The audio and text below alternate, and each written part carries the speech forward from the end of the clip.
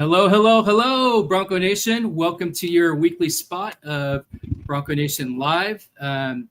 We broadcast every week on Thursdays, except for Thanksgiving. So we'll have a modified schedule probably next week. But anyway, we're going to cover a variety of Boise State sports. But the main thing is we are going to cover the Boise State, Colorado State game. We're going to preview that. We have our football and chill segment back. My name is Nick Wade. I'm your host. I'm always joined by my co-host Sam Gillette of Sam Talk Sports. How are you doing, my friend? Pretty good. I hear that guy's pretty awesome once you get to know him. That Sam guy? Yeah. I mean, I've never met him before, but he's pretty chill from what I hear. Yeah, he grows on you a little bit. How you doing this week, Nick? Not too bad. We've been, pretty busy and active on the content creating. Really appreciate you for all the help that you do.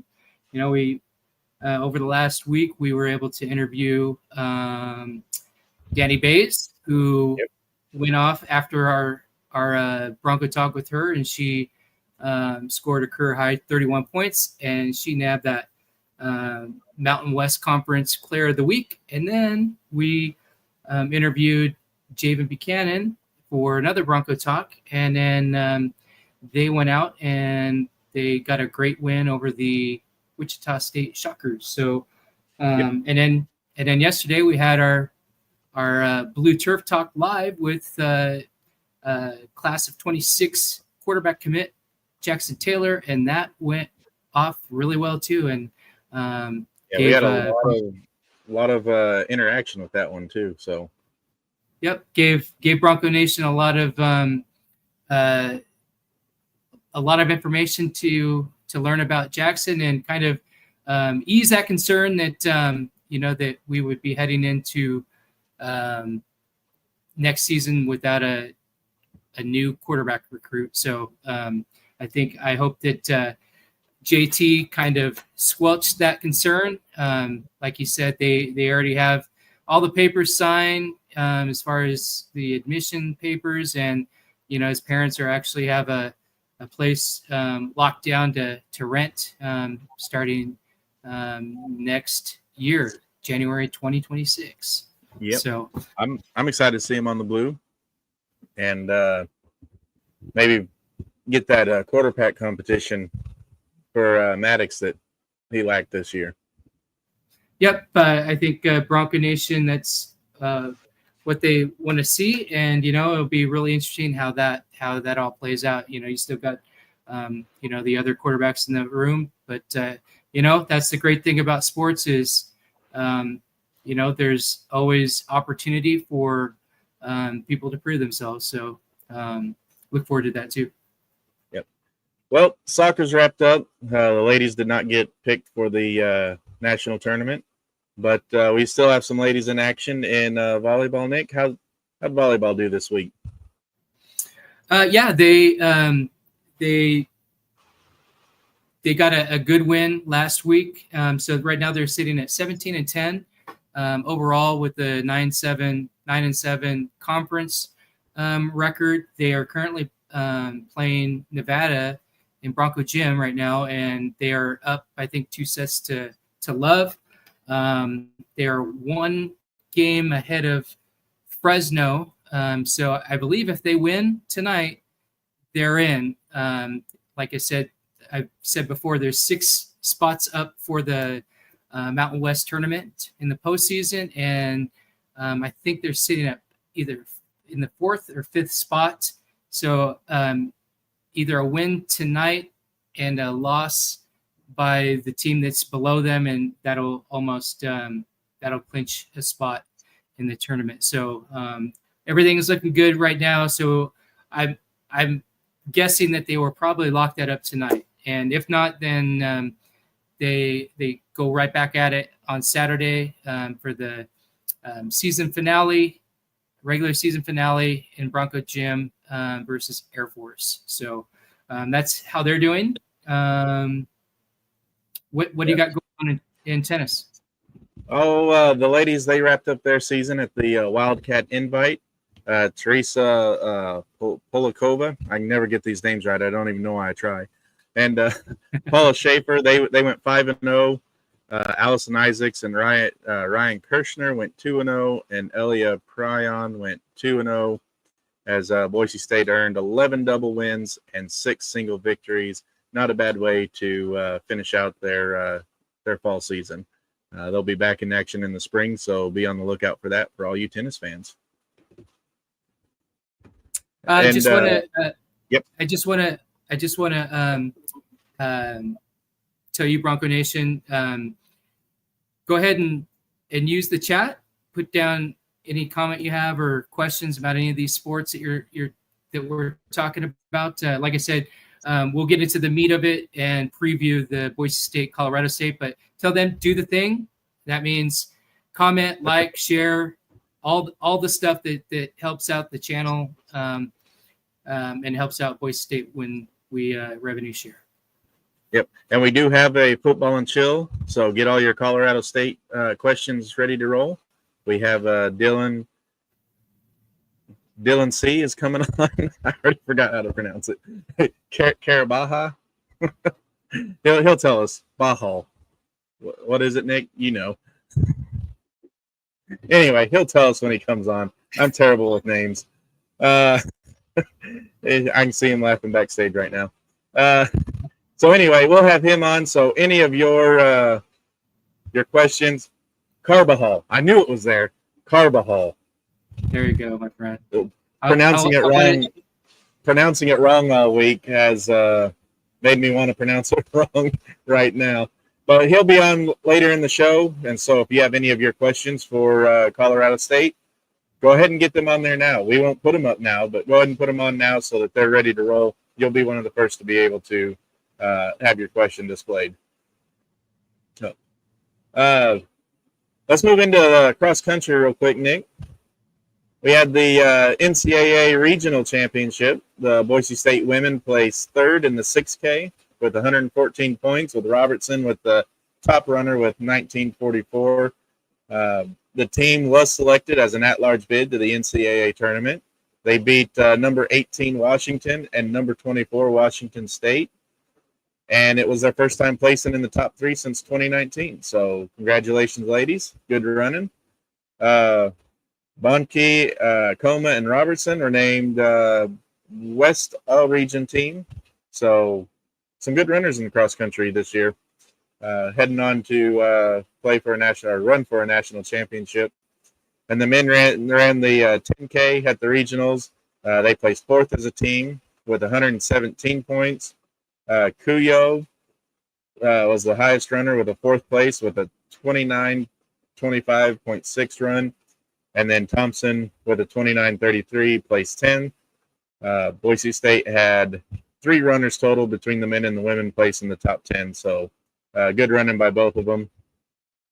Cuyo and Thompson both earned bids to the NCAA championship as well. Kiprop, Cuyo, and Thompson were named West All-Region team, and the team finished above number 29, Arizona, with their first top 4 finish since 2018. So both men's and women's team really putting on this year and making a show of it. Speaking of making a show, the ladies didn't do much in Boulder this last week. Nick, you want to talk about that one? Yeah. They struggled in Boulder, Colorado against, Big 12 Colorado. I have a feeling that Colorado wanted to pay a little payback from last year. The ladies, the women, they clipped Colorado last year, and then so it seems like when they went down to Boulder that the Buffaloes they had something for the women. So unfortunately they dropped their first game there. So right now they're sitting at 3-1. They're coming back to the X tomorrow, and they will be tipping off against Seattle University or University of Seattle. I'm not quite sure how they do that, but they're from Seattle. Yeah. So I believe Seattle is 2-3 on the year. So be a nice opportunity for the women to, flush that performance from Boulder down the drain, and start fresh on another streak. Yeah. You got Danny Bays is averaging 17.3 points per game, so that's up 8 points per game since last year. She averaged 9.1, and Tatum Thompson is averaging 16 points per game. So, our scorers are doing well. And Natalie Pasco, she got her player of the game last game in Boulder, so that was the bright spot of the that game. And so we've got all this, the stars are shining. Maya's in there dishing it and contributing beyond the arc too. So things are really looking up, and the newcomers are doing well too. Yeah, it was little. I wasn't able to see the start of the game. I was out, and I got in, and I turned it on to see 25-9 at the end of the first quarter. I'm like, oh, that's not what you want to see. Well, but they finished strong. They won the fourth quarter, so hopefully that gives them momentum going into the next one. The men, on the other hand, they had a couple games: Montana State and Wichita State. You want to give a quick rundown of those, Nick? Yeah. So the men, I was there at the Wichita State. They had some really good tickets on sale. So Bronco Nation, keep your eyes out on some of these midweek games. They have some really good offers, and the men's team is really deep. They're going about 9 deep, I think, which has been a lot different from past teams where Coach Rice just played the hell out of all 5. It seemed. Yeah. But so they start out a little slow. Kind of carrying over from Montana State. But the defense did buckle down, kept them in, and between Drew Fielder and Andrew Meadow, they brought him out of that, that funk, especially Drew Fielder kind of put an exclamation point on with the early dunk, and then Andrew Meadow kind of came in and was that consistent scorer going into the half. And then after that, he continued that momentum. And then Drew Fielder just kind of took over and was kind of a force in the paint. The center for Wichita State, his name was Will Burr. I thought that was kind of funny. He's a 7-footer. I think as I've said in our previews and stuff in the articles, we don't have a true 7-footer. We have about three guys that are about 6'10", and that being Spencer Aarons, who mainly is a wing, and then Drew Fielder, who's been doing pretty good in the paint, and then Parolin. Parolin did struggle with his shots. Otherwise, we would have probably seen a more higher of a scoring, but the defense locked it down. The Broncos won 62-59.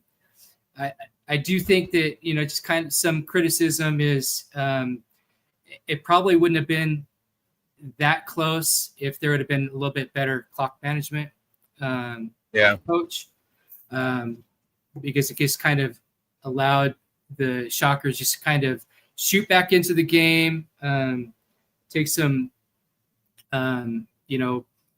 fast breaks and get right back in there. And then unfortunately, Javen Buchanan missed those last two free throws, and that kept it at a 3-point game with 5.1 seconds left. And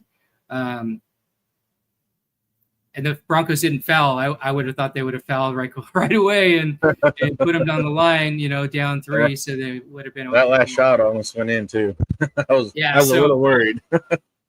So the men's basketball team were kind of throwing us through that heart attack that we normally find in our football games. So yeah, but still a really good win. I think later on down the road, it'll probably end up being I think right now it's a quad 3 game as it sits. They're like in the top 100, but I think as the season goes on, that it could elevate to a quad 2, and if they're good, maybe a quad 1. We'll see. Yeah.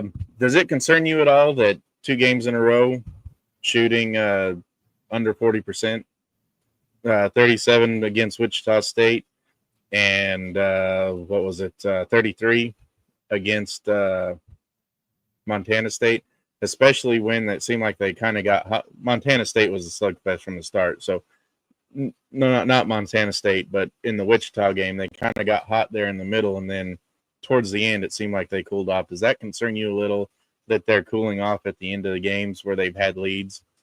They had a 15-point lead, I believe. 15-point lead against Wichita State, and it disappeared by the end of the game.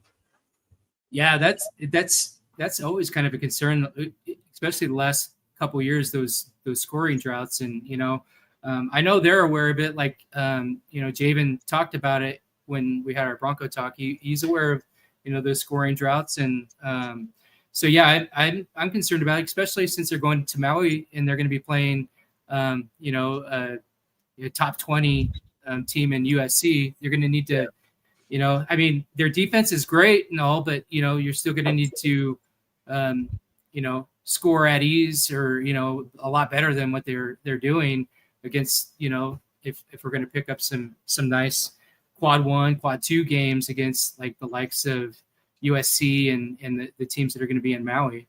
Yeah. Well, we'll move on to a segment that we started last week. And let's get to it.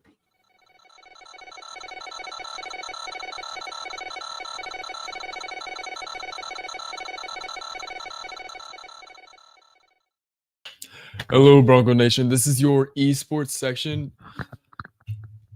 Yesterday, we had a game going on between, it was Boise State versus Nebraska. Of course, Boise State won and took over the game. That was a great time. Now, watching the game, if you didn't watch it, that game was immaculate. All the boys played to their best that they could, and they even had some chances to slack off in the game. The maps that they played would be Bind and Haven, with Boise taking it 2-0. So they had a really great game. Glad to see that they're doing good in there. We're going to get started on the standings here. We have Rocket League, Boise State coming in second on a 7-1 win-loss.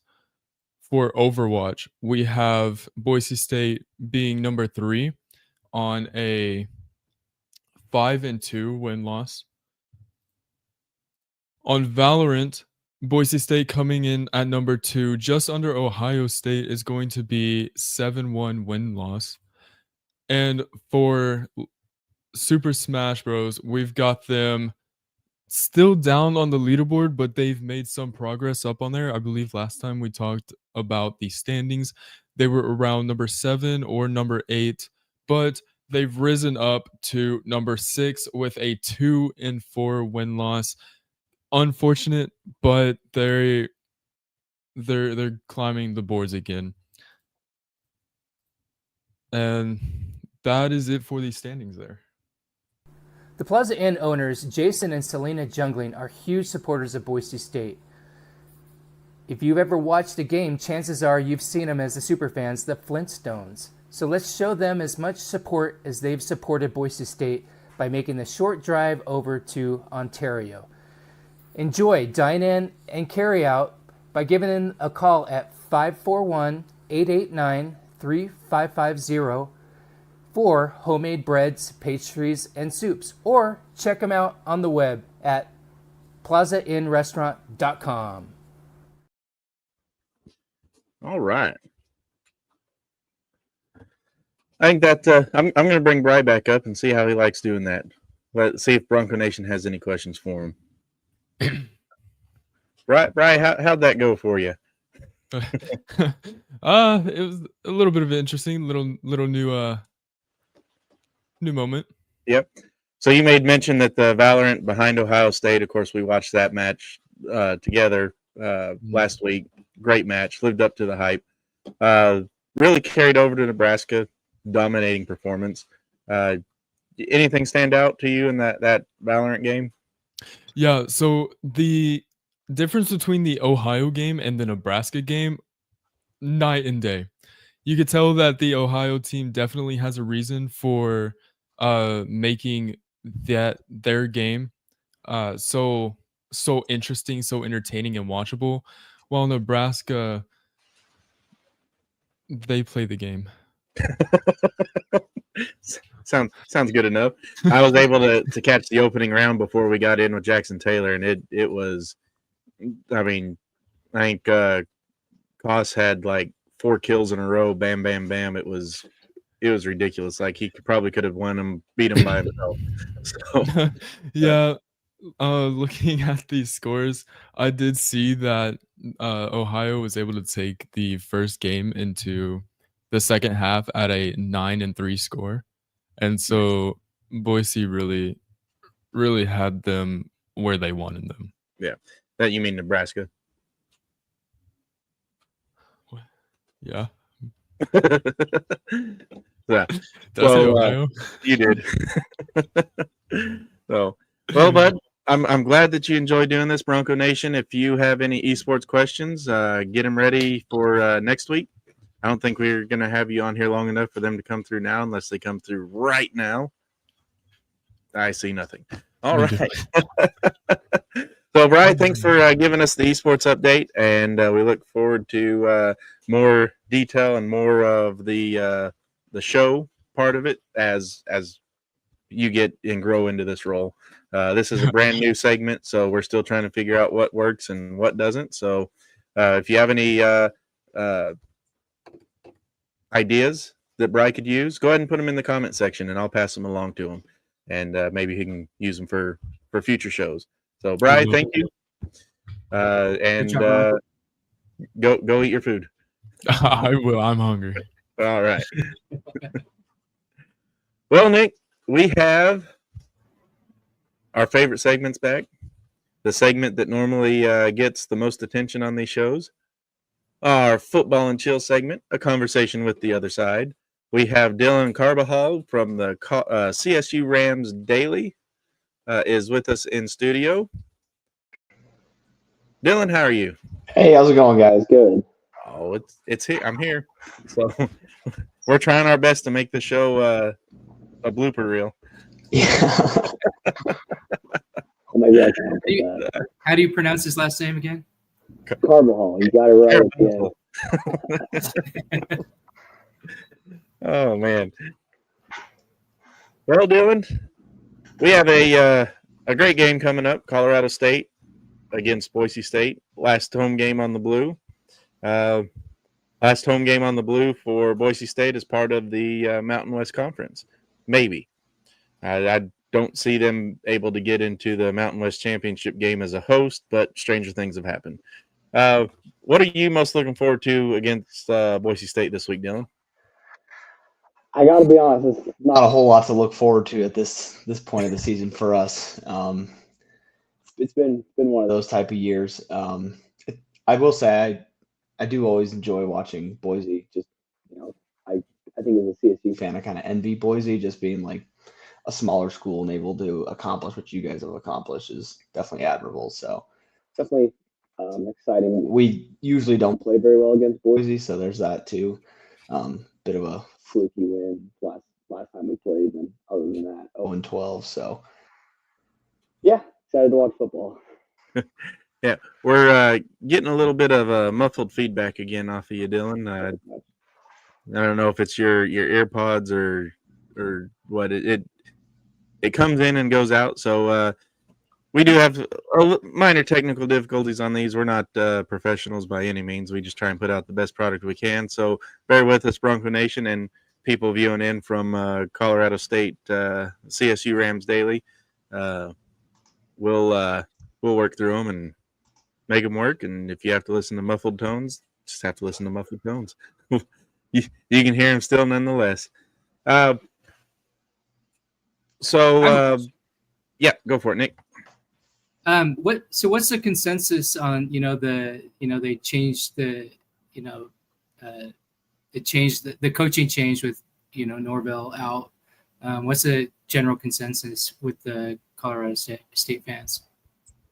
Yeah, I think Colorado State fans are just super hungry for a winner. I would say they're generally pretty impatient. I know there was a lot of Jay Norvell hot seat talks going into the year, which I kind of thought was ridiculous, but this season's gone just about as bad as you could have thought it would. So, yeah, I mean, fans are upset, but I think fans are definitely excited for what could come and what could be. Just got to make the right hire, though. So, I think definitely optimistic and excited for the most part. Yeah, and last year, Colorado State beat Boise State for the first time on the Hail Mary at the end of the game, 31-30. Not last year, 2023, yeah. Yeah. We didn't play last year. It's kind of a dagger for Boise State fans, and probably it's probably about the time people were calling for Avalos to be axed. So, do you see anything like that possibly happen in this game, or do you think with Boise State's recent struggles, I know Colorado State has their own struggles as well. Do you see this kind of being that kind of a close game coming down to the end, or do you think it's going to be won pretty handedly or lost pretty easily? It's hard to say. I would say, just off the top of my head, I would say probably we're not going to. You guys will win pretty handedly, but with Maddox Matson being out and some offensive struggles these last couple weeks, I could definitely see CSU's defense keeping it a game. But from what we've seen for basically the whole season, our offense is pretty anemic, and I don't expect to light up the scoreboard. I know we talked about it a little before the show, but pretty solid pass defense from Boise, and we haven't been able to throw the ball at all. So I wouldn't expect a ton of points, a ton of fireworks through the air for CSU. And no matter who the quarterback is for us, could be either Jackson Brousseau or Darius Curry. Not too sure who it's going to be this week, but maybe a little bit of both. But I wouldn't expect a ton of fireworks in the passing game for us. But our defense has been playing hard, so maybe they can keep us in it. Yeah, you mentioned Brousseau, and my screen just froze. I'm going to start having to write everything down.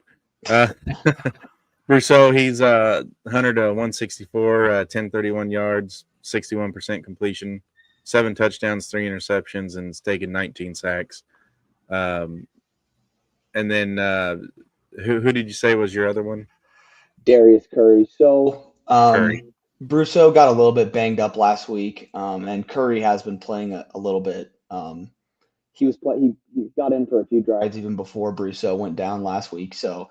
And Coach Tyson Summers didn't really give a clear answer on that in his press conference this week. So I guess it's to be determined. I would assume that Curry's going to be the starter this week, and maybe that's just because that's what I want. But I would assume that Curry will play a good bit, but I wouldn't be surprised to see both. Yeah.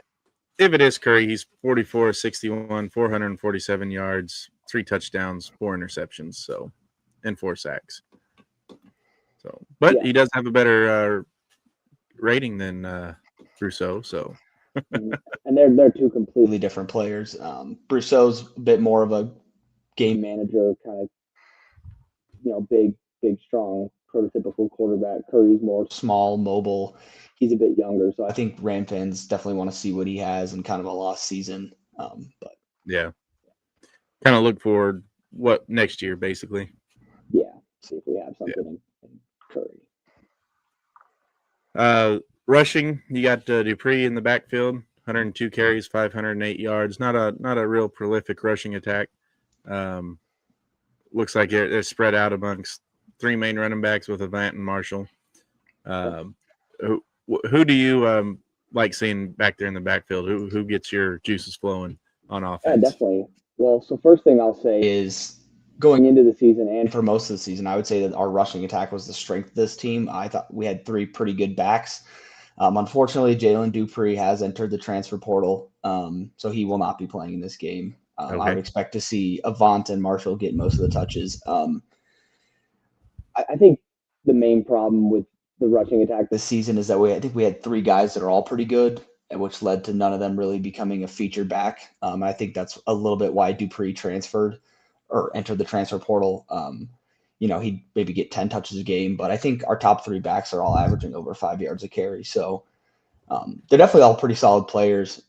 If CSU's offense is going to be successful, I'd anticipate it'll be through the rushing game. And then Javion Kennard, who would be the 4th running back, he's a true freshman. He's a burner. He can run. I wouldn't expect him to get a ton of touches, maybe some swing passes, and he's our punt returner. He housed one against Hawaii, about a 90-yarder. So he's got electric speed, but I wouldn't expect him to be taking a ton of touches in the backfield. Yeah.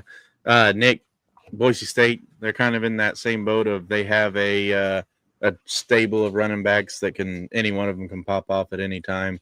You got Riley with 824 yards, Gaines with 551 yards, and Sherrod with 323 yards. Do you kind of share Dylan's sentiment with Colorado State's backfield as being too crowded? That's why you don't have any one running back being the star. Do you think that's kind of the case at Boise State as well? Well, I think at the beginning of the year it did, but it's, Dylan Riley is kind of risen above. He's only about 176 away from that 1,000-yard club of, of historic Boise State running backs. But, it was crowded. That's why we saw Breezy DeBar. He's entered the transfer portal.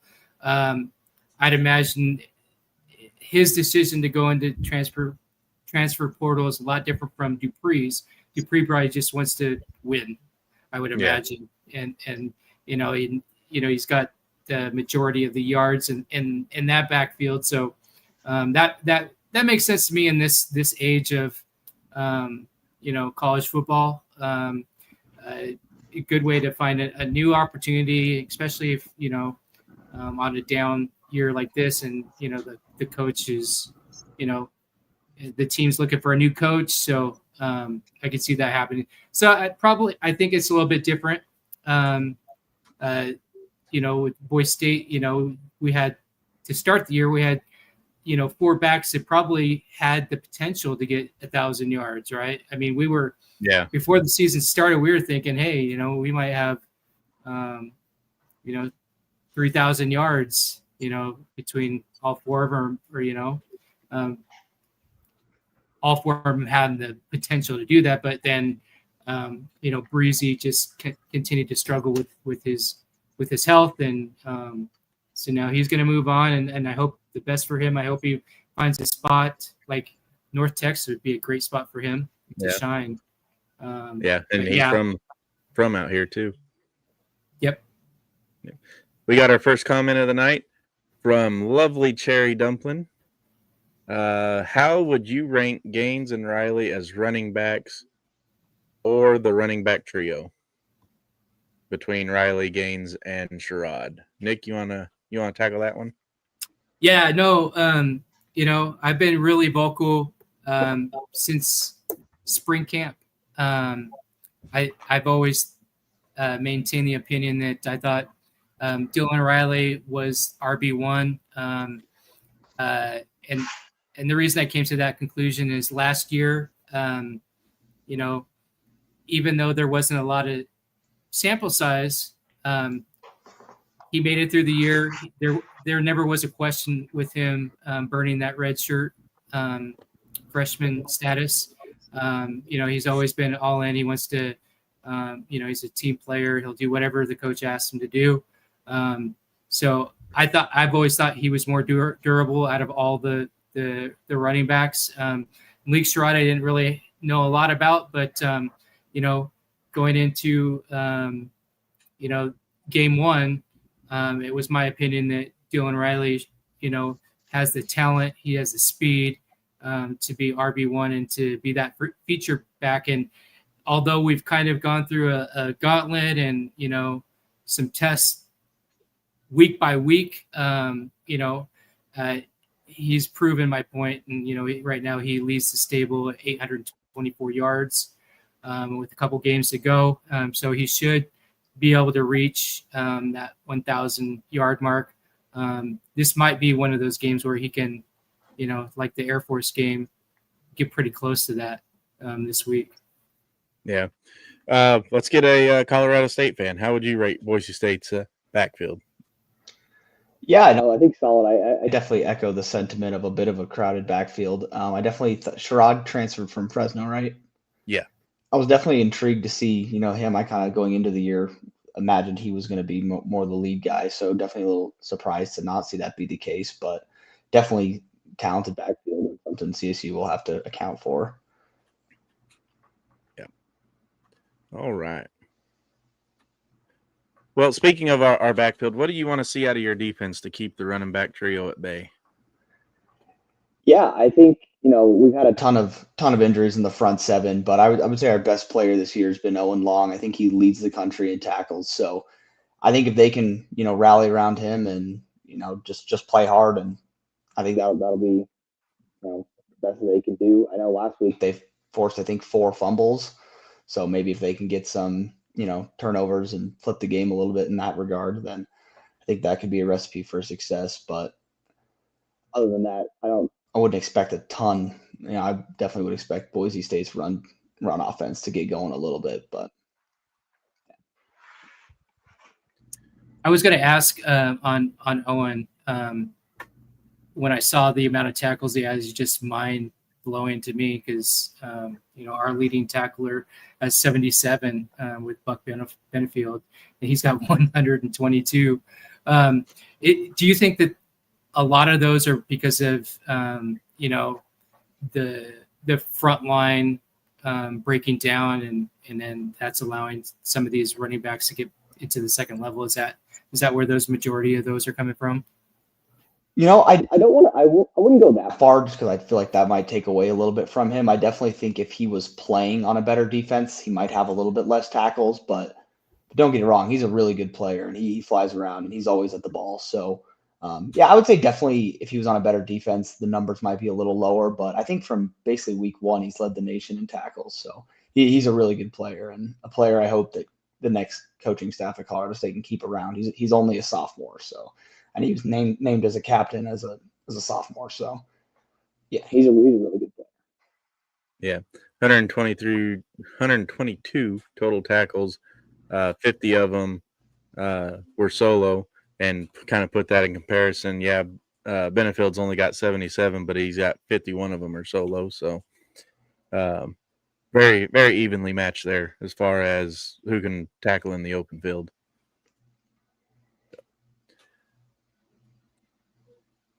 All right, Dylan, you have any questions for us? We don't want this to be just a one-way street. Yeah, I don't know if you guys have any updates on Maddox Manson. I'm not sure. I don't think he's playing this week. Is he someone you guys expect to get back at some point this season or no? Nick, I'll let you take that one. Yeah, no, he'll be out this week. With any college, they usually stay tight-lipped about stuff like that. But from what we know is, it didn't require surgery. It's below the knee.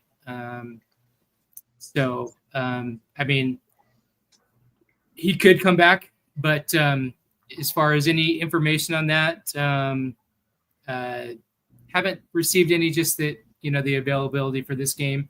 He's out, but we're hopeful that, and we know, how Max operates, or not Max, but Mad Dog operates, is he's going to do whatever it takes to get back on the field. He's been, for much of this season, he's been playing banged up, and that, that last tackle that he took against Fresno State probably is what did it in for that nagging injury he was playing with. So hopeful that he'll get back, especially knowing that surgery wasn't needed. Hopeful that he'll be back. Sometime this season. It's dwindling fast. There's only after this game, there's only one more regular season game and then a bowl game. So chances are he, if I know Maddox the way I know him, he'll do whatever it takes to try to get back on the field. Yeah, definitely. And I think the offense would probably benefit a lot from that. I haven't watched either of the last two games, but it seems like the passing attack struggled a bit since Matson's been out. Is it a true freshman quarterback? I think I heard. Yeah. No, he's the one that's backed up. Yeah. Sorry, Matson's backup. Sorry. Oh, Max is a redshirt sophomore, I believe. But yeah, very different team when Mad Dog's not in there, and he brings more than just what he does at the quarterback position.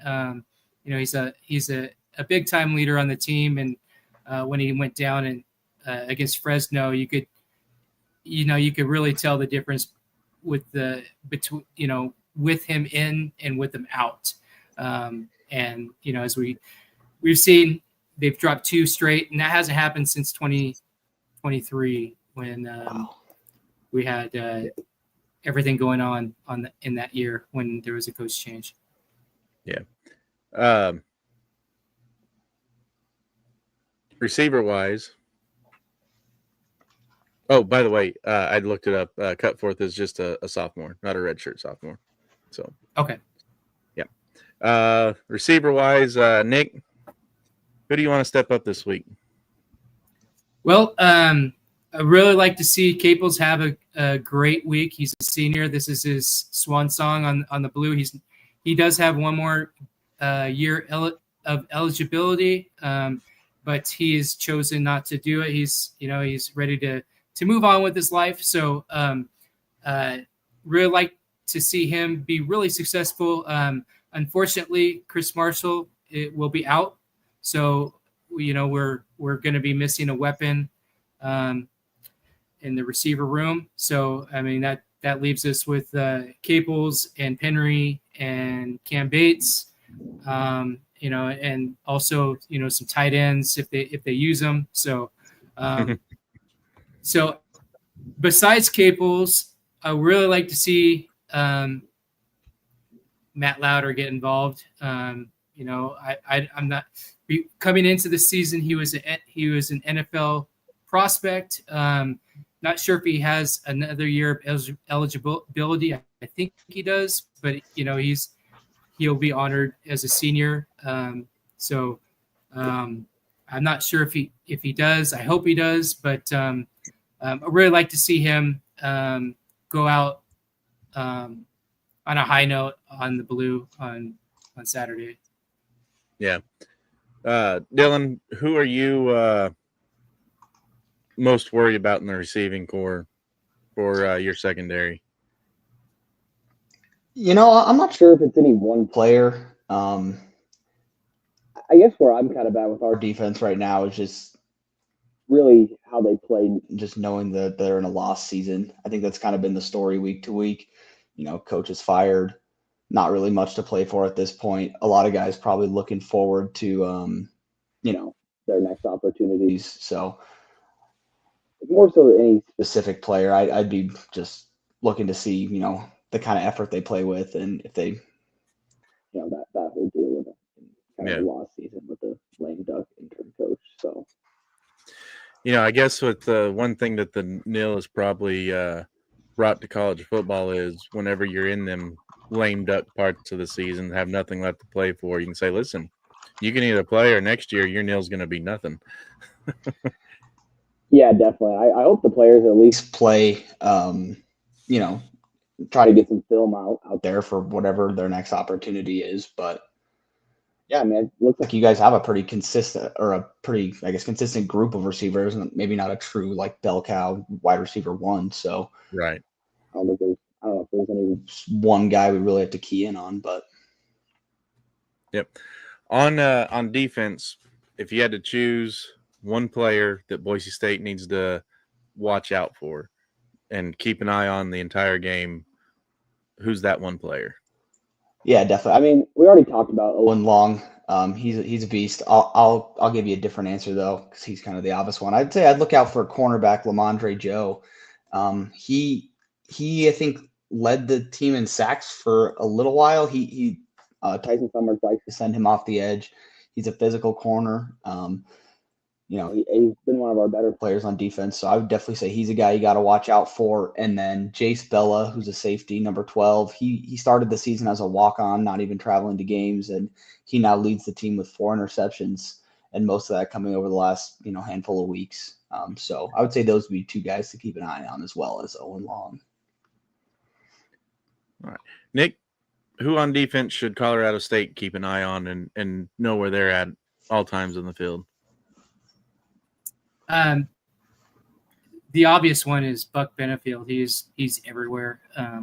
Like I said, it wouldn't surprise me if we hear in the next couple of days that he will declare for the draft. So this might be his last game on the blue, potentially, unless they get a invite to the Famous Potatoes Bowl. Whether or not they accept that, I don't know, but this could very well be Buck's last game on the blue, depending on how he decides. But I would say probably since Colorado State's sounds like their best bet is to run the ball. They're going to need to watch out for Braxton Feely. He's another senior. This is his last game on the blue. So all these players, it's their last game on the blue. I'm sure that they have something extra that they're going to bring to this game. And then I would say to with Brousseau to watch out for JVM, Jaden Virgin Morgan coming from the edge. He might add a couple more sacks to that 19 that he already has. So they might want to put in their running quarterback just to get away from him. But we also have somebody on the other side in Max Stieg. So it might be a long day for Colorado State's offense. The defense is the Broncos' bread and butter lately. Yeah, and they've sold out 14 games now. A little easier to sell out whenever you have a whole entire end zone under construction, but a sellout nonetheless. Going back to last year with Heisman runner-up Ashton Genty, 21,497 season tickets sold for 2025, the most since 2015. So there's a lot of excitement around Boise State. It hasn't been the greatest of years. What do you want to see, Nick, the Boise State Broncos do to finish out the season, to salvage some kind of, I guess, pride? That's not the word I want to use, but I'm going to use it anyway. Pride in their product. Yeah. They need to, I want to see them with some resolve, right? When adversity kicks them in the teeth, I want to see them rise up above this and, play for the Boise State that's written across their chest, because that not only represents them as a man, it represents a nation. That's us, Bronco Nation, and I do want to see them have some pride, right? Pride in the work that they put in thus far, even though the season hasn't gone quite how they wanted it to. But that's what separates the men from the boys. Is when you hit adversity, you rise above it, you overcome it, and you make the best of things. And that's what Boise State's all about. We have hearts of champions, and we always get an opportunity, and when we have an opportunity and the doors cracked, there's always a shot. And so I don't want to see them give up. I want to see them put maximum effort and play play for each other and play for the city. Yeah. And something that doesn't get a lot of talk except for whenever they're throwing touchdown passes off of muffed field goal attempts is special teams. We had Hutton was named to the Manley Award semifinalists this last week. He's one of 10 semifinalists that gets presented to the nation's top long snapper. He's played in all 52 games since his debut in 2022, and he has a PFF grade, the Pro Football Focus, of 69.3, which is the best in his career. He had a couple of solo stops at Fresno with his 4 tackles. He has 133 snaps last year, led the Mountain West in long snaps, and even caught a 2-point conversion in the Frisco Bowl in North Texas. So back in 2022. So really good to see that kind of success transferring over to late season rewards. Another one, Oscar Doyle, who's our best quarterback, 100% completion rate and a touchdown. He averaged 43.9 yards per punt and is the nation's only punter to complete 2 passes, including a touchdown, to Troy Grizzle, Boise State tight end. So really good to have that kind of recognition. He was named to the Ray Guy Award watch list as well. So special teams really coming through for Boise State this year. And really, special teams hasn't had a lot to talk about in the recent years. So it's nice to see him get some recognition this year. Dylan, you have any special team stories for your Rams? Yeah, for sure. I can kind of run through it. I guess we start with our kicker, Isaiah Hankins. He was a transfer from Baylor last year. Hasn't been the best season. He's been a bit shaky. I think he's about 50% on his field goals. I think he's like 0 for 5 outside of 40 yards or something like that. So our place kicking's definitely been a bit shaky. Our punter, Brian Hansen, he's been pretty good. He's kind of one of those punters that hits those low line drives and they'll roll a mile. So that can definitely be a weapon for us. I know we pinned New Mexico back quite a bit last week. In the return game, I mentioned it earlier, Javion Kennard. He's a really fast guy. He's definitely a threat to score a touchdown anytime he returns a punt. And then our kickoff returners have been Lloyd Avant, who's one of our running backs, and Levon Brown. I wouldn't say they've been any world beater, but I think Avant's a solid returner, and he's definitely someone you have to watch out for. But he hasn't scored one yet this year. But he's a good player. Nick, are you maybe just a little bit concerned about this game, given all the streaks that Boise State has lost this year? Obviously, the bowl appearance isn't going to be one of them, but Boise State, with a win, would give them their 10th consecutive victory in a regular season home finale. Are you concerned with that? We already lost the nation's longest home win streak. Are you concerned with the nation's longest home last game win streak going down as well? I didn't even know that existed. So it's new to me.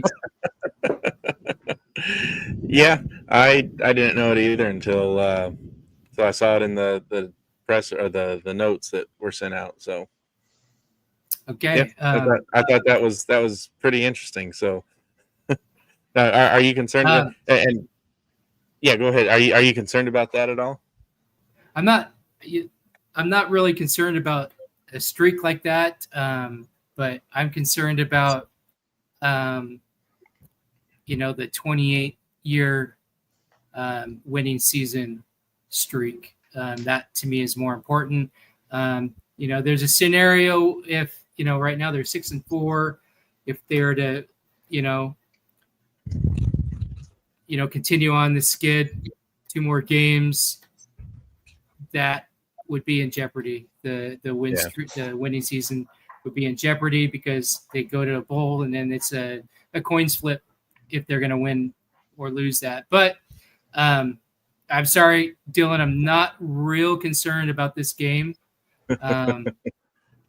No offense taken. I wouldn't be either. You shouldn't be concerned unless it's a trap game and it's super fluky and they throw 4 picks or something. I wouldn't be too concerned about it either. I think it's a 17-point spread. I had that up here, and I think I think it opened up at 16.5. But the reason I'm not real concerned because I mean the funk that you guys are in, it's even trickling down to your field goal kicker who's 50%. That's just, I mean, that's brutal, man. That's brutal. I mean, everything that's gone wrong this year has gone wrong. Half the starters are on IR. I think we only have one captain from the beginning of the season still playing. Like, it's just been a brutal season. So I wouldn't worry about it too much unless Boise plays the worst game they could possibly play. I think your guys' winning season streaks is alive and well. Yeah. Also with the win, it'll mark the 27th consecutive season Boise State achieved 5 or more conference victories. So obviously we will have another chance after this should the improbable happen. But rather get it out of the way now. So Dylan, Boise State's only 3 losses. They've scored 7 points in each of those losses. Are you inclined to just tell Colorado State, pack it up and go home? They've won the game if Boise State puts a touchdown up on the opening drive? Man, that feels harsh. I don't know. I definitely, with our offense, it's been a struggle. The only reason I'll say no is just because we haven't really seen a full game of Darius Curry. So hopefully he starts. That would be my pick, especially with Brousseau banged up. And just given that the coach hasn't talked about it or given much of a clear answer, I would expect Curry to play at least a little bit. So I'm hoping maybe with his legs he can get something going and we can put together a couple scoring drives, get close, maybe hit some field goals, or maybe have a nice punt return or something like that. So I think we could definitely score more than 7. But I was talking for Boise State because their 3 losses, they've scored 7 points in those 3 losses. So if Boise State comes out and puts their opening drive up with 7 points, you're just gonna say, all right, we've won this game. They've got their 7 points. They ain't going any further. Yeah, sure. Let's go with that. I hope that's not how they play because they'll lose 50-0 if they do it like that. But yeah. All right. Is there any storylines, anything that you're looking forward to for this game, Dylan? Anything special out there that you're looking forward to? Yeah, I guess from a CSU perspective, I would like to see the kids play hard and keep it competitive. I know it's a lost season and all that, but I'd still like to see them play with some pride and not just roll over. And I would also like to see Darius Curry play well, assuming he does play. At least maybe give Ram fans a little something to have hope for going into next year, assuming he stays, which is no guarantee anymore. But I think that would be the 2 main things I'd be looking for. I'd also look to see if Owen Long can keep up the tackles and maybe he can somehow finish the season leading the nation. I think that'd be, at least something to hang our caps on in kind of a lost year. In terms of just game storylines, I guess CSU's on a 1-game win streak against Boise State. So I'd like to keep that going. I'm not going to bet on it, but maybe we can get another Hail Mary. That'd be great. And yeah, it's always, I always look forward to games, especially against, future Pac-12 mates. So, yeah. And what about you guys? Anything? And Nick, with even with the current losing streak that we're on, we still have the nation's best all-time winning percentage while at the FBS level, besting Ohio State 76.3% to 75.7%. And the 6th youngest coach in college football with Spencer Danielson, who is 13-2, tied with Dan Hawkins for the 3rd best record through 15 games in program history behind Lyle Smith and Chris Peterson. What do you say to the people who are starting to come down on the coaching staff and coming down on Danielson in this 2-game skid? What do you say to them, and how do you comfort them moving forward to the end of the season? So I think, and this lays into the storylines, right? So he's 13-2 on the blue. The last time they're on the blue, they lost, 28-7 to Fresno. They lost their leader in Mad Dog. I think the storylines are this, how are the Broncos going to react to 2 straight games, and especially coming off of one where there's really some questions on the play, the offensive scheme, right? What are the Broncos going to do different? Are they going to, allow, to allow the running game, open it up for the passing, and then another storyline is we did lose our best player in the secondary. We have a nationally ranked secondary. We lose Marion McCoy. He's going to have surgery on his knee, and he's out for the rest of the season. So what does secondary do to compensate that loss? And this is going to, this plays into the coaching. What have they done over the last calendar week since that debacle in San Diego State? Are they going to open up the playbook? Are they going to, get out of that cycle of insanity, doing the same thing over and over, expecting a different result?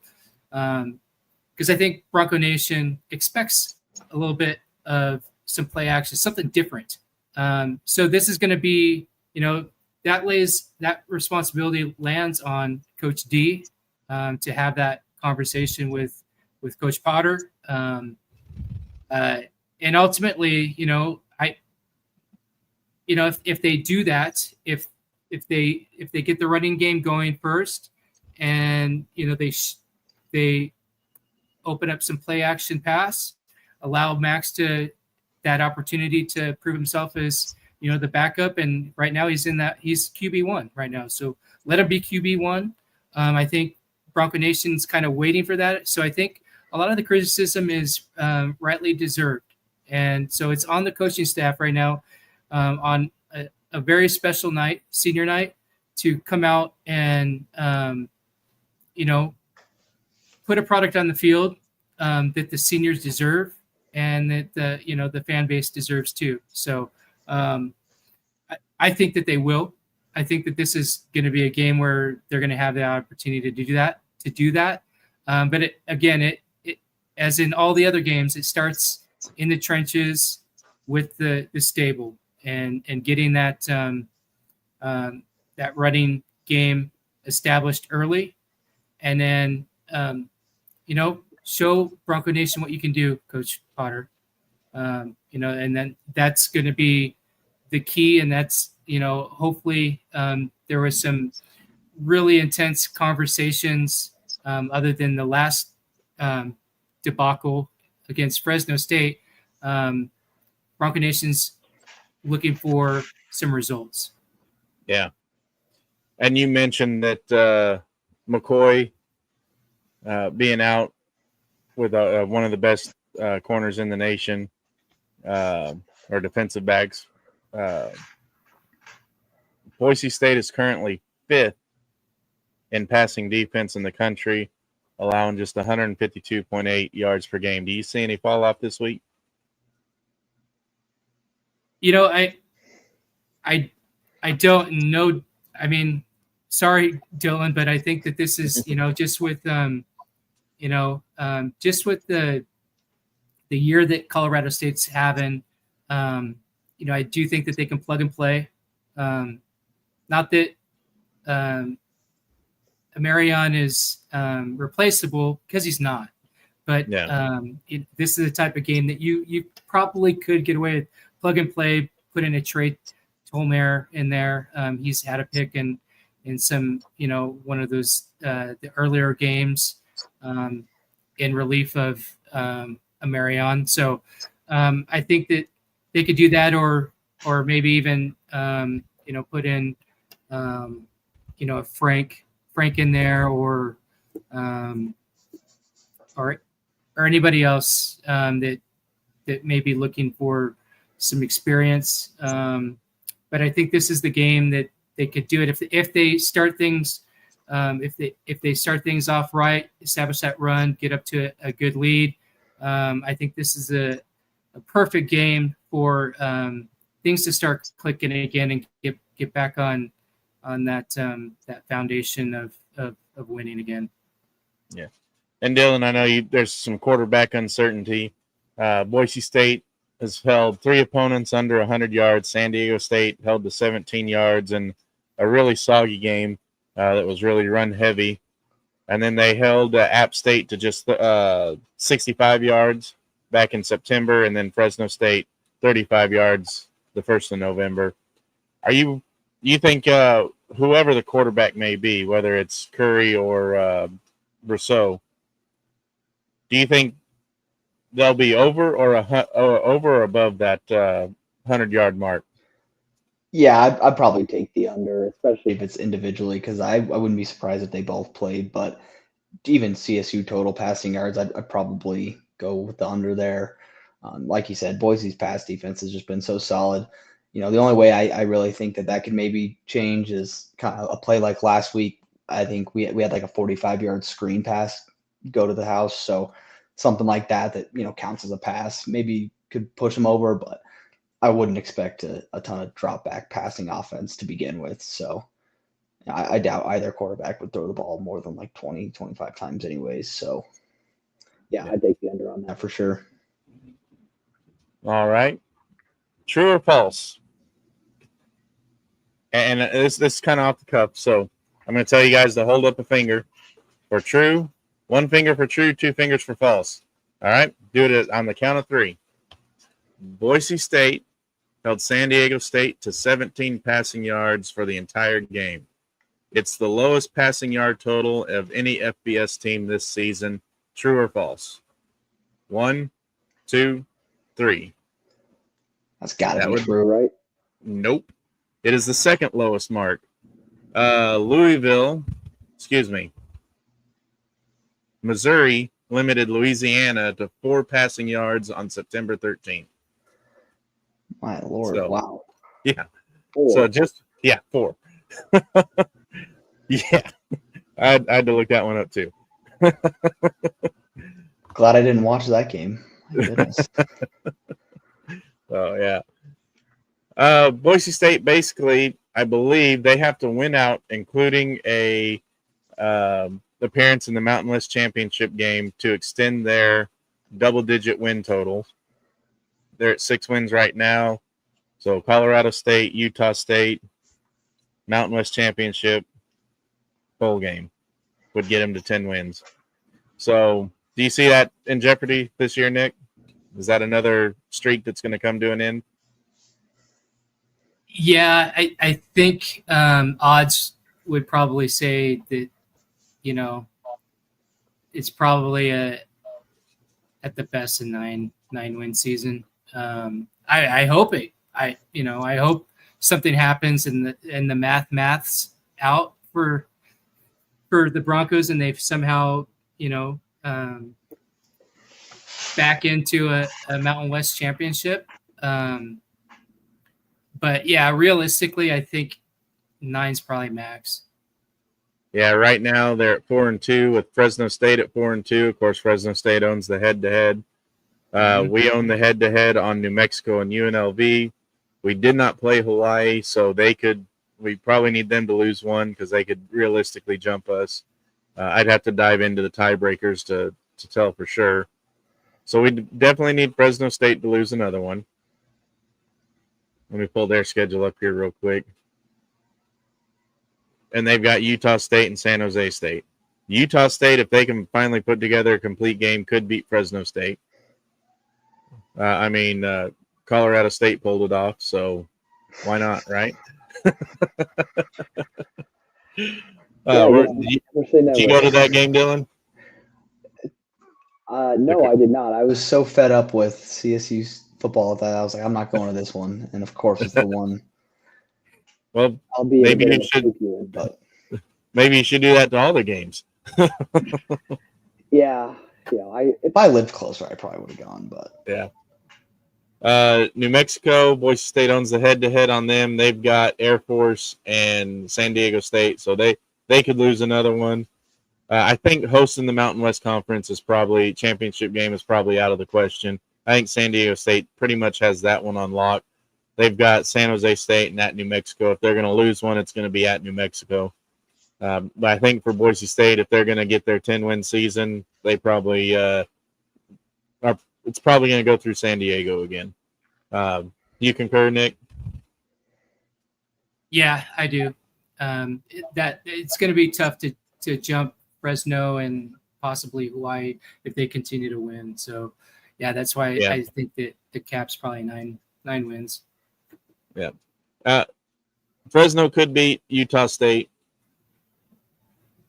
or lose to Utah State and even San Jose State. I mean, they're pretty much in garbage time now anyway. They've got 2 games left at San Diego State and at home against Fresno State. So it's going to be senior night against Fresno. They could happen. I'm pulling for the underdogs. That's for sure. I don't know if I'd count on it. Didn't they just lose pretty bad to Nevada? Yeah, but it wasn't senior night. Yeah, so maybe this senior night bump. Well, let's run through this real quick. I forgot to do it at the start of the segment. Boise State is a 16.5-point favorite. The over/under is 45.5. Dylan, are you taking the over or the under? I'll take the under in this one. Under? I don't know. What's the weather supposed to look like in Boise, Nick? You might know better. Is it going to be cold and gross out? It's going to be 50. It's going to be 51 at kickoff and possibly raining going into the game. Yeah, I'll take the under on that. All right. Nick, over or under? Over. All right. Colorado State's been given a 10-point, or has won 10.3% of the matchups in the ESPN matchup predictor. So there's a chance, Dylan.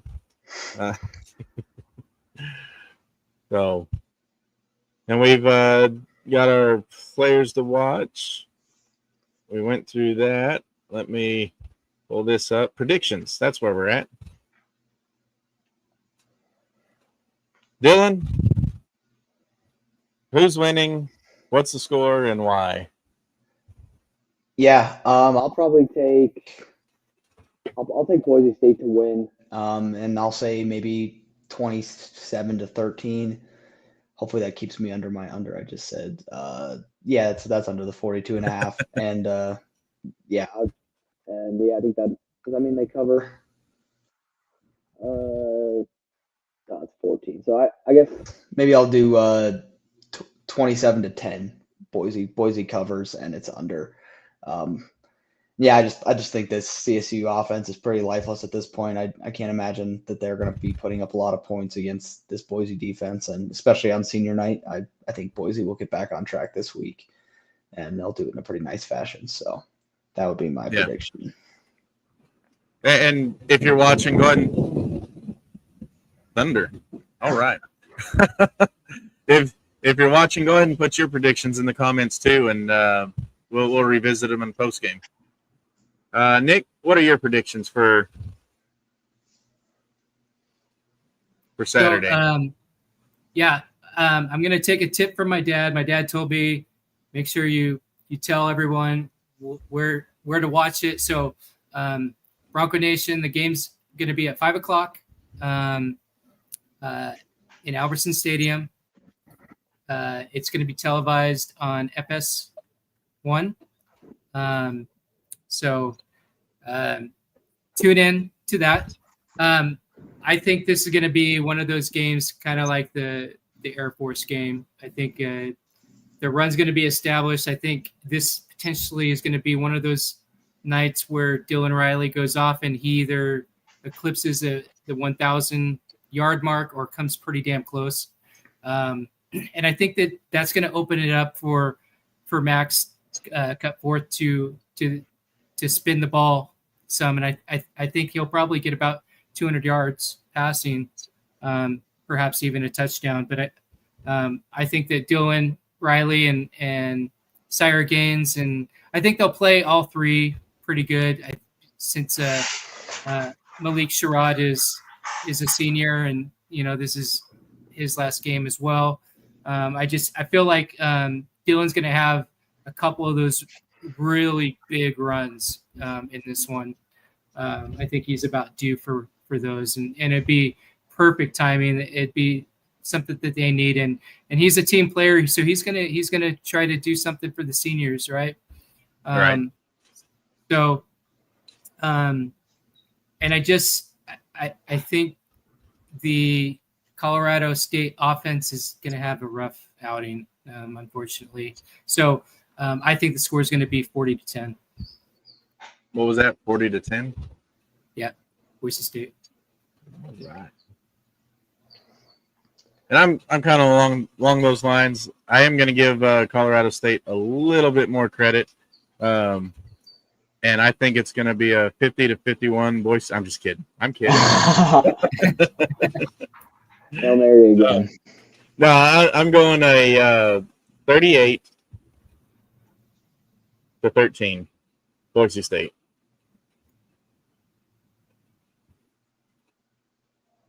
$35-7. All right. Derek L. Gilbert.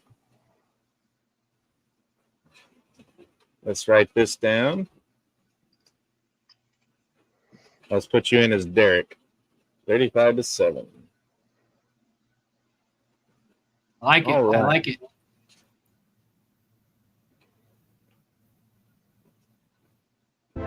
All right. Dylan, you have any final thoughts on Saturday? No, not a ton. I hope CSU comes out in a respectable fashion. I would have much rather this be like a, who can take the lead in the Mountain West this week. But yeah, it's not been that kind of year for the CSU. So hopefully we can come out and, at least play with some pride. Yep. Nick, final thoughts for Saturday? I think this is going to be a tremendous game for the Broncos to, win one out for the seniors, and I think it has a potential for Dylan Riley to get that 1,000 yards this season. All right. Well, Dylan, thank you for joining us today. If you want to come around for the post game after the game, we can definitely hook you up with that. Otherwise, thanks for coming on, and good luck on Saturday. Yeah, thank you guys. Thanks for having me. Thanks, Dylan. Appreciate you. We are cruising right along in 2025. Are you looking for a healthy change? Just breathe and let the Organized Experience help you embrace change. The Organized Experience team masters in the art of helping people find freedom through decluttering, organizing, and creating organizing systems. So let Stacy's team help you in 2025. Visit their website at theorganizedexperience.com. .com. I like that little .com you do, Nick. It's Thanks. the most No, .comingest .com out there. It is, and it's just like dothething.com. You need to go buy that domain right now before somebody else does. No, but I really appreciate Stacy.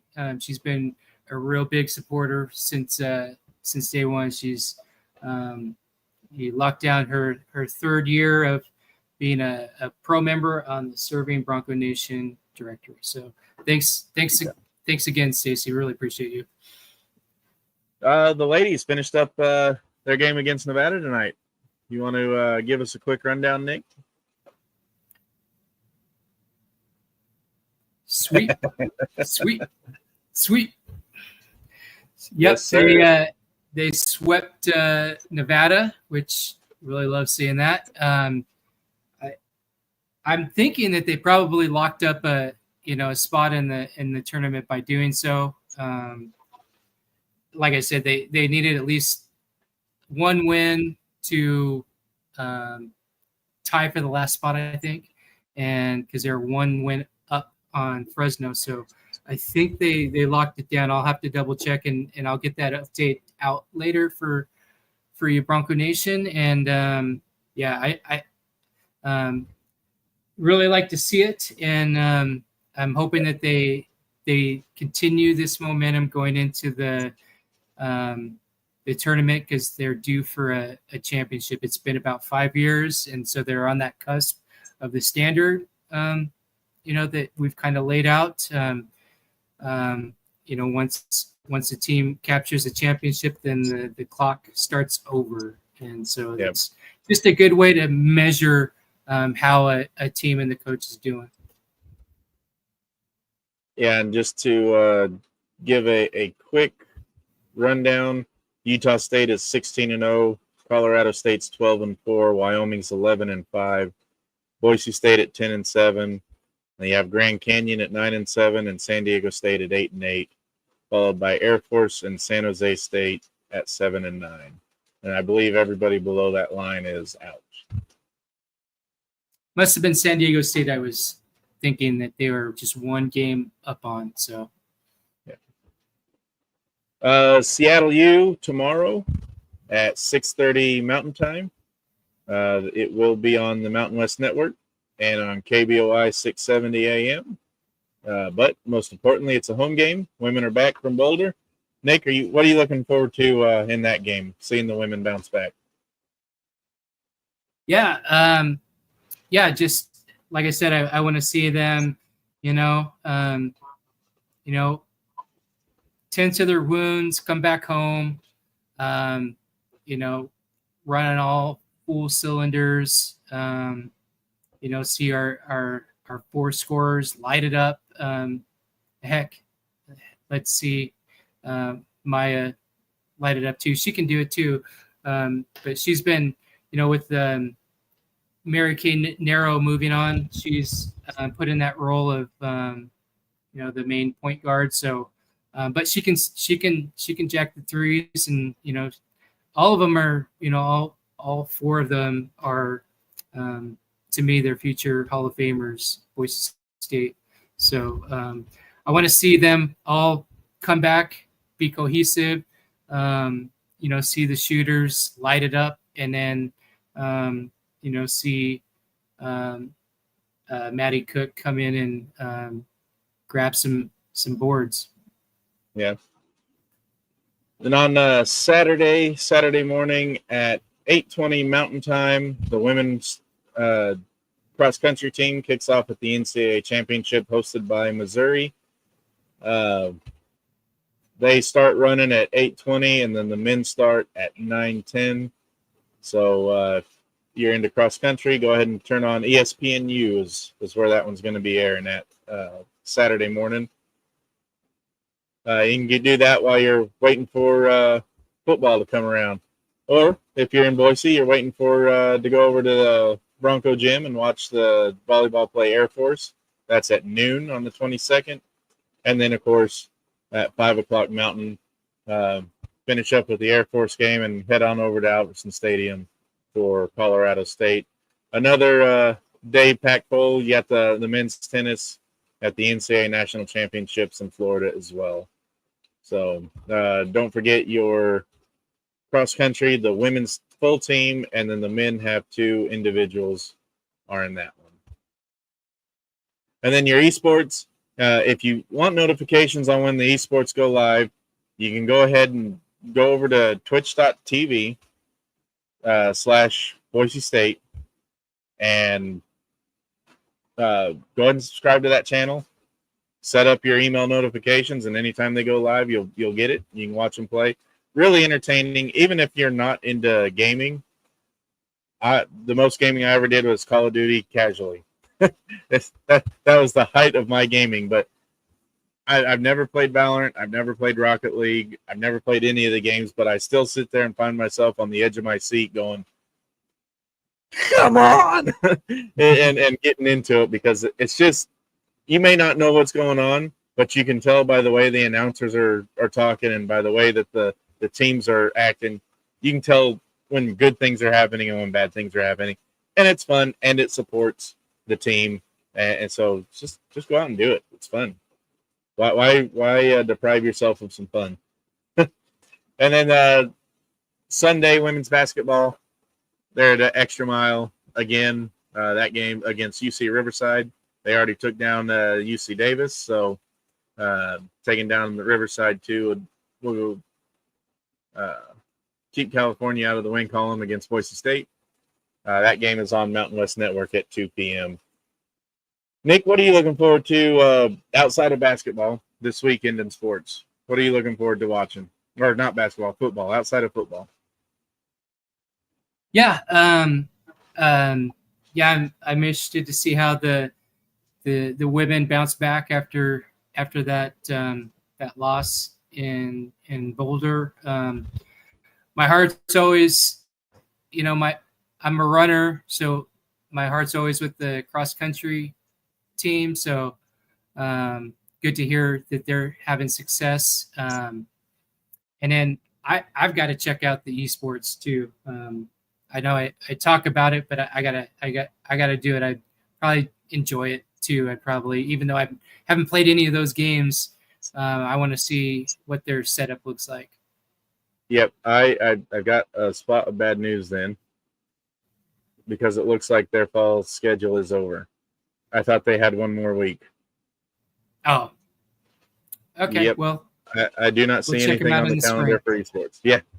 So, but yeah, whenever they do come back around, we'll definitely let you guys know. In fact, I think it sucks. We got Brian for his esports corner and getting right into it just in enough time to let it all stop.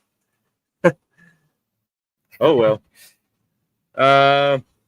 Then, of course, Monday we got men's basketball over in Maui, or not really Maui, the Maui Invitational, playing against USC on ESPN2 at 3 o'clock Mountain Time. So, Boise State's biggest game of the year to date. They take down USC. It's going to set them up pretty and put them in the driver's seat of their own destiny for making the tournament this year. So, and that is your sports rundown. Blue Elevation, Nick. Let's talk about it for a minute. Who is Blue Elevation for? So Blue Elevation is, our team consists of Boise State Bronco fans, Hall of Famers, and it's basically, it's a homegrown nonprofit with the vision of, raising funds for the university and helping elevate Boise State into that power conference stature. And that means that we're supporting the student athletes monetarily, also actually everything. We do a lot of stuff outside of monetarily. We have great relationships with the student athletes. I mean, if you watched yesterday's show, it starts before they even get to Boise State. We form relationships with these student athletes, and it's gonna, with a mid-major like ourselves, it takes relationships with student athletes, the administration, and all that, because of the environment with collegiate sports right now. Money talks, and unfortunately, we don't have the purse like other schools do. So, we've built Blue Elevation to be a nonprofit that we think is going to be on the cutting edge of crowdsourcing, and what we do is, through BroncoNationUpdates.com, we're able to give free content to Bronco Nation with the hopes that you'll invest in the product and what we're doing, because that's going to ultimately going to the student athletes in the programs, because we really want to see Boise State continue to build on the foundation that our predecessors have done, and it's going to take a team, and that team is, an international fan base like Bronco Nation. I think we can do that. That's who we are. Who can donate to Blue Elevation? Anyone, any individuals, companies, businesses, entrepreneurs, anything and everything counts. There's no amount that's too small, because when you're crowdsourcing, it all counts, and that's what we've done. We've built a platform that allows the user to come in, and they can give in many different ways that they wish. So there's many ways that you can do that. And then if you're a business or an entrepreneur, what we're doing, in the media content space is, if you're a business, we want to advertise for you. We want you to be part of our team. And again, when you invest in what we're doing here, it's investing in Boise State, and then we get the privilege to work for you, and getting your company, your entrepreneurship, or whatever it is that you want to do, in front of millions and millions of viewers. We continually meet the expectations of the people that are on the Serving Bronco Nation directory. We consistently reach about 2.2 million viewers a month, and that's even during the off season when there's no football. We're diligently putting out content and getting those in front of people's eyes in your target market, through video, through print, and through social media. So we're passionate about doing that, because the better that we do as a group, that's going to benefit our student athletes and Boise State University, which we love. Yeah. How do you direct your donations? I know we've talked about the fans can say, I want to donate to the secondary so we can bring in lockdown corners. I want to donate to quarterbacks so we can bring in the next Kellen Moore. How can they do that? How's the system set up where they're able to do that? Yeah. So if you go to blueelevation.org, and just kind of scroll down through that, there's sections where you can give to the general purse, and then that would be the main crowdsourcing mechanism that our team will use. But also you have the ability to give in the INL section, and everything that, if you're ever confused about where your donation is going in, when you're checking out, put in the comment line where you want it to go, and we'll get it to there. And if we don't understand what you're doing, one of us will reach out and we'll call you on the phone, and we'll get it straight so we know where it's going. But there's a section for the walk-ons through Boise State All-American Hall of Famer Carl Keever, called Beyond Blue, the scholarship, and that goes to the academic athletic fund, and that funds walk-ons and all the sports. You can give to that if you want. And then also what we're really passionate about around this time of year and the holidays is we're gearing up to do our third annual Bronco Christmas on the Blue. And what we do is we've partnered with Mad Dog for 2 straight years. This year we're venturing out with Bronco Life and hoping to get other student athletes. And we're going to bless some Treasure Valley children from the City Light, the homeless shelter with the Boise Rescue Mission. So I'm actually working on an advert for that, just to let you know that we're we're raising money to bless those children, and we want to continue to expand this. So last year we adopted 17 kids from the Boise Rescue Mission, and so we want to expand on that and do even greater things this Christmas. So you can go to bronconationupdates.com/BECOM. Basically, that means Blue Elevation Community, and you can give that way too. We're always looking for volunteers too, so you can always contact us by email at contact@blueelevation.org and let us know you want to volunteer, and we can always use somebody to go out and do some shopping for these kids. And so there's many different ways that you can. There's a seat at the table if you want a seat at the table. There's no restrictions on that. You're welcome to join us in what we're trying to do for the community and the school, because it also affects the community part affects the student athletes too. It gives them the chance to give back to the community, and this experience that they're having at Boise State. It's not only raising they're elevating their athletics, but it's also elevating them as a person in the community that they live in. So really, I'm proud to be part of the team and be able to have a seat at the table to help out other people.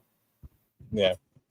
And with Blue Elevation and outside of the community stuff, but you kind of took that in a way that I wasn't expecting. But but my follow-up question or follow-up comment was with the fans being able to dictate where they want funds to go. The armchair quarterbacks, the people who think that we need to bring in new people and do all that, this is your chance to put your money where your mouth is. You want the Broncos to go out and start recruiting 4- and 5-star quarterbacks.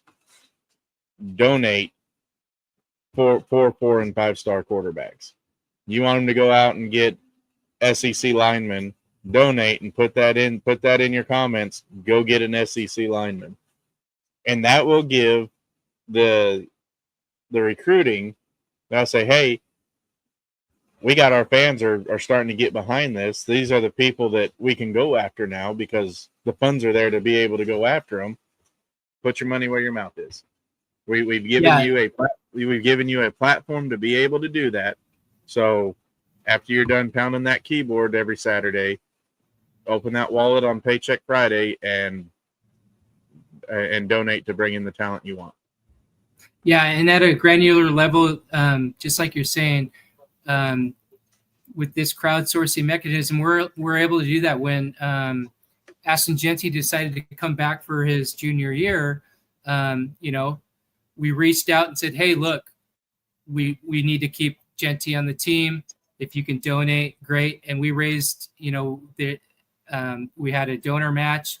We were able to raise about $6,000, towards that, what they helped him out to sweeten the deal for him to stay with Boise State. And look what happened, with donors like that. And yeah.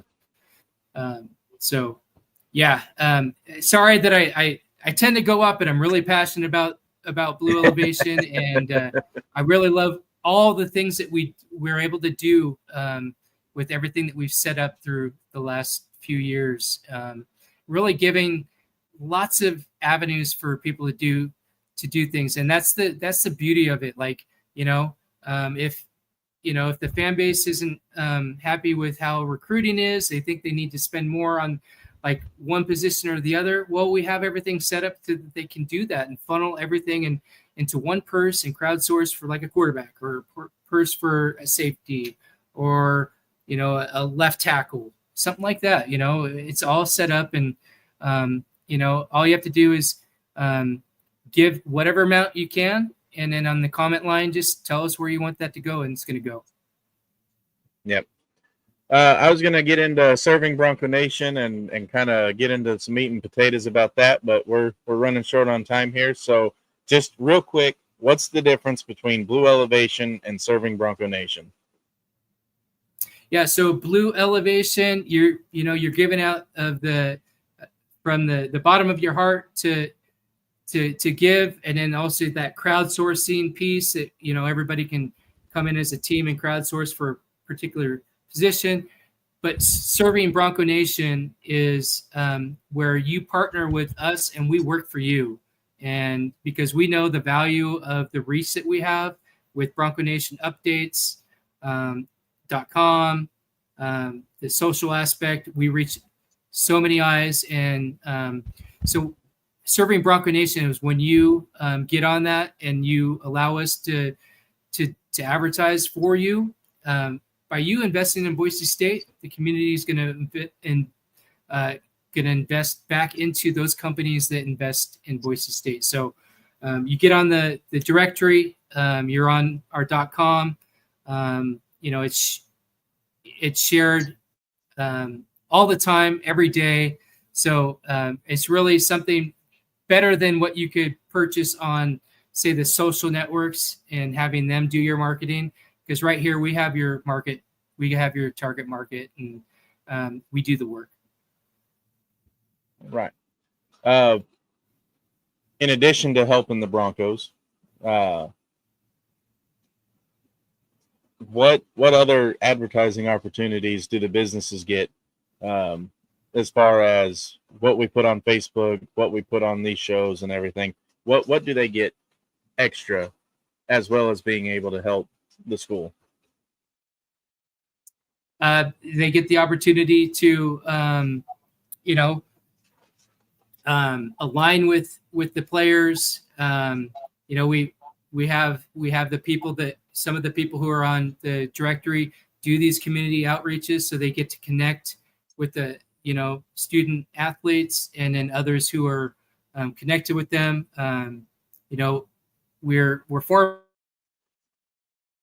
a connection where it's not only linear, but it also reaches out locally and nationally and internationally because of the reach that we have. We reach all 50 states, almost every single country, and just the metrics prove that. And we also hold events where you get in touch with the fan base. We have those regularly, so a lot of opportunities to connect with future clients, customers, and again, we do a great job in getting your company and whatever it is that you want to get in front of viewers each and every month. All right. Well, Bronco Nation, you heard it here. There's plenty of ways for you to help the team. There's plenty of ways to help the platform and help the community. The easiest way, the free way, like and subscribe to all the social medias that you see running across the bottom of your screen there. Now, whenever you get us to a point where we can monetize, we share that monetization with the Bronco program. So you're helping us, and we're helping the school, and it's free. You don't have to open your wallet for that one. So get out there and do that. Nick, what are your final thoughts heading into the weekend? Like I said, I just want to see the Broncos play with some pride. I want to see, the playbook open. And I'll talk about this too tomorrow on my normal spot on radio on KDIDO Talk Radio with Kevin Miller.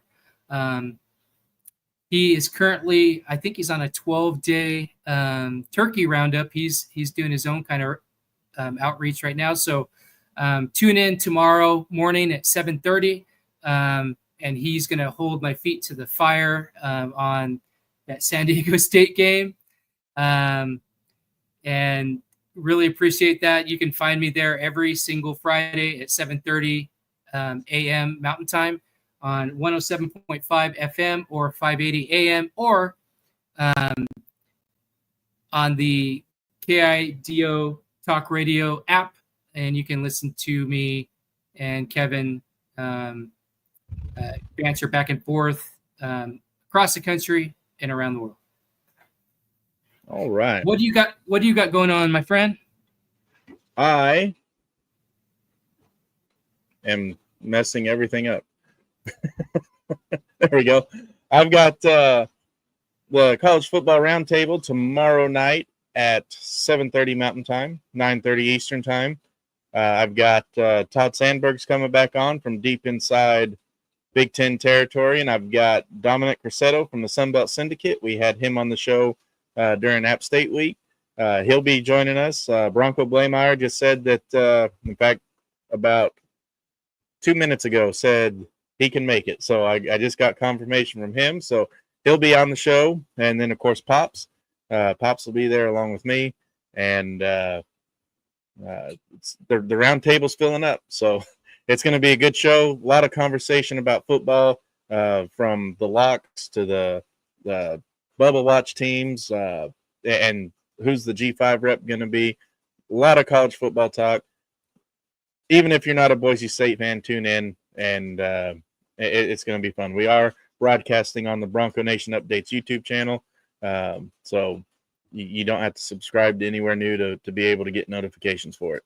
So Is that's Pop going to pop off again? I don't know. Let's see. Whenever you hear that siren go off, you know it's about to happen. So, well, I don't know what Pop has up his sleeve for this one. So I think he told me I'm just going to look over at you and say hit the button whenever something comes up he wants to pop off at, and that's when I'll hit the button. That's awesome. So, and if you don't know what we're talking about, then go for it. Then go like, subscribe, and Yeah, get it's gonna ready be to should be a listen. heck of a show. You got Dominic on, and now you got Bronco Blameyer. Yeah, you won't want to miss this, guys. Yep. All right. Well, Bronco Nation, thank you so much for watching this Boise State, Colorado State pregame show. Really thankful for Dylan from the CSU sports page and Rams Daily. I thought he was really humble and really realistic. I hope after this game with them, I hope the Rams can turn it around, and because we're going to need them to be good when we go into the next conference in Pac-12. So hoping that they can turn things around, just not when they play us. So any final thoughts for you? Nope. I'm excited for the game. I know it's hard to get excited in a 2-game skid, but I think we're going to bounce back and then put some points up. I'm excited to see what Max is going to be able to do if Potter actually lets him throw the ball. So. Yep. All right, Bronco Nation, thank you for watching. Again, do all the things, like, subscribe, share, look for our post-game live show in the YouTube, and hit the notifications so that when we go live for the post-game show, you'll get an alert. Other than that, if you're in Boise, go to the game, be loud, be proud, bleed blue, go Broncos. Go Broncos. Hey, if you're looking for more followers, clients, or customers, check out ServingBroncoNation.com and get your business added to the directory. When you purchase a tax-deductible plan, you are investing in Boise State and getting access to millions of views throughout the year on the directory and the Bronco Nation network.